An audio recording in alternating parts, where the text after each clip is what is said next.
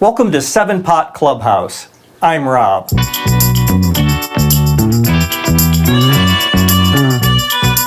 This is the first video for my new YouTube channel. My main channel, 7 Pot Club, is focused on hot peppers, but I'm also interested in lots of other things, including music production, video production, computers, cameras, and more. This channel is for everything I do that's not capsaicin related. I'm starting from scratch with this new channel.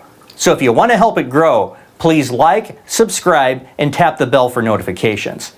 Today, I'm going to unbox my new Output Frontier studio monitors and give you my first impressions. Then I'll show you how I'm protecting them from accidents in their high traffic location. Finally, I'll share some info I stumbled upon, revealing what's fueling Output's expansion into new product areas. Over the last several weeks, I've been working on a complete makeover of my home office/music studio.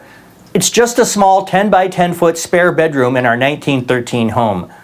This revamp includes new furniture, and I decided to go with the platform desk from Output, along with their matching sidecar for more gear and storage, plus their handcrafted steel speaker stands. I'm still putting the finishing touches on this revamped workspace, and I'll give you a tour as soon as it's completed. I've been using their audio plugins and virtual instruments for several years, and more recently their arcade subscription-based sample instrument. I've been eyeing their studio furniture for some time.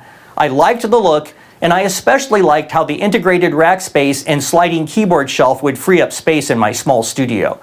Although I had to wait months for delivery, I'm really happy now that it's assembled and in place. I guess I've accidentally become kind of an Output fanboy. So when they announced their Frontier speakers with technology from Barefoot Sound, I was very interested. Barefoot monitors are in top studios around the globe, and Output founder Greg Lehrman calls them the Rolls-Royce of speakers. Frontiers are bi-amped two-way speakers with 6.5-inch dual concentric drivers in a front ported enclosure. The current direct-to-buyer price of $1,399 per pair is less than half the price of the least expensive pair of speakers offered by Barefoot. The 30-day no-risk return policy made me feel confident about buying them sound unheard. So I placed my order and the package arrived in just a few days. Here's the unboxing. I removed the packing slip and sliced open the package.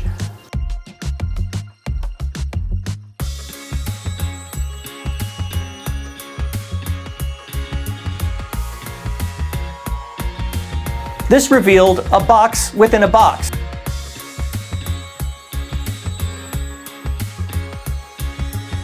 In addition to the Output logo, Powered by Barefoot is also printed on here.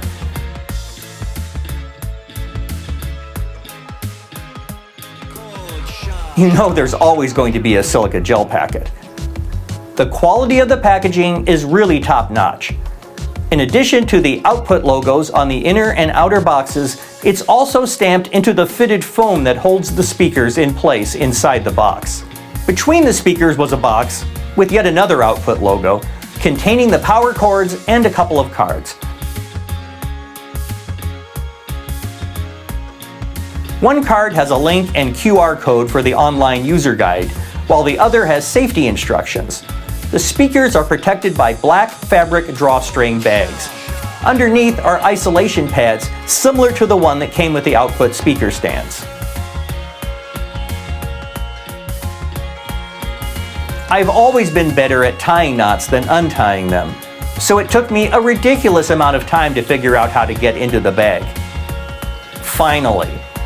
On top is a little card to let the buyer know what the isolation pads are for. Okay, the speakers were now totally free from their packaging. It was time to look them over. They're very handsome units. The top portion seems to be made of a high-density manufactured wood material, polished to a smooth matte finish. The base is solid walnut for a very premium look. While logos were plastered all over the packaging, the front of the speaker is very clean with no logos or markings at all. Let's look at the back. Up top, there's an input jack that accepts either a balanced XLR or 1/4 inch TRS cable, an RCA jack for unbalanced sources, and a volume knob which moves in discrete steps. There are Output, Frontier, and Barefoot logos just below. There are no EQ adjustments. I'm guessing this is because Barefoot's philosophy is that all their speaker designs are engineered to deliver a flat, accurate response. At the bottom, there's the power receptacle and the power switch. A label is affixed with a manufacturing date of August 2020. The serial numbers on the speakers make me wonder if these are the 223rd and 224th units to be manufactured. While these speakers are designed in Los Angeles, it probably won't come as a surprise that they're manufactured in China. I'm sure that's how Output is able to offer these at such an attractive price point. On the left is a switch you probably haven't seen before on a studio monitor. It's the Eco Mode switch. If this is turned on, the speaker goes into standby mode if no signal is received for 30 minutes, dramatically reducing the power draw. The speakers wake up after a split second as soon as a signal is detected. I can't imagine why anyone would not want to take advantage of this innovative feature. Time to bring them upstairs and plug them in. I'd already run TRS cables from the monitor outputs on my UAD Apollo audio interface, so I just needed to plug in the power cables. I placed the monitors on the stands.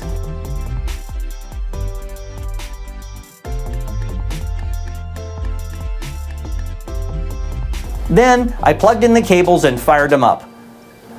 I was surprised that they lit up. I never noticed it in the photo on the Output website. A very cool look. But speakers are about sound, not appearance. I loaded up a recent project in Logic and hit the spacebar. I listened for a while, and then I A/B'd them with my iLoud MTMs. I also listened to some reference tracks. So I suppose you're wondering about my first impressions. The truth is, I was completely blown away. The sound is so precise and detailed without apparent coloration. They seem to retain these characteristics at all volume levels. My previous speakers were Dynaudio BM5As with a BM9S subwoofer, and while I relied on them for over a decade, the Output Frontiers play in a whole other league. And I'm not missing the subwoofer because the bass is so much tighter and more focused. There's no mud unless it's actually in the mix. In the next couple of weeks, I'll be installing some acoustic treatment. After that's in place, I'll calibrate the speakers using my ARC System 3 room correction microphone and software. Then I'll give you an update. I have a feeling I'm going to be in a long-term relationship with my Frontier speakers. To ensure that can happen, I've taken a couple of protective measures. The left speaker and stand are right near the doorway to the room. And after the first time I almost knocked them over, I looked for a way to protect my investment. The rag rug allowed me to work zip ties through the carpet and around each of the four legs of the stand. The speakers are then secured to the stand with an extra long 48-inch bungee cord. This is what you need to do if you're clumsy like me.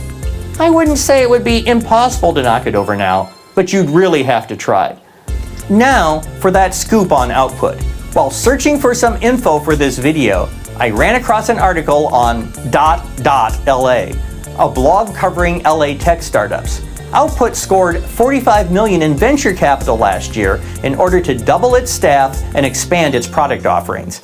It's an interesting read, and I'll include a link in the video description. Wonder what creativity-enhancing products they'll launch next. For even more 7-Pot Club and 7-Pot Clubhouse, follow our daily exploits on Instagram, Twitter, and Facebook. Thanks for watching the very first video on my new channel. I hope you enjoyed it enough to like and subscribe. From the 7-Pot Clubhouse, I'm Rob.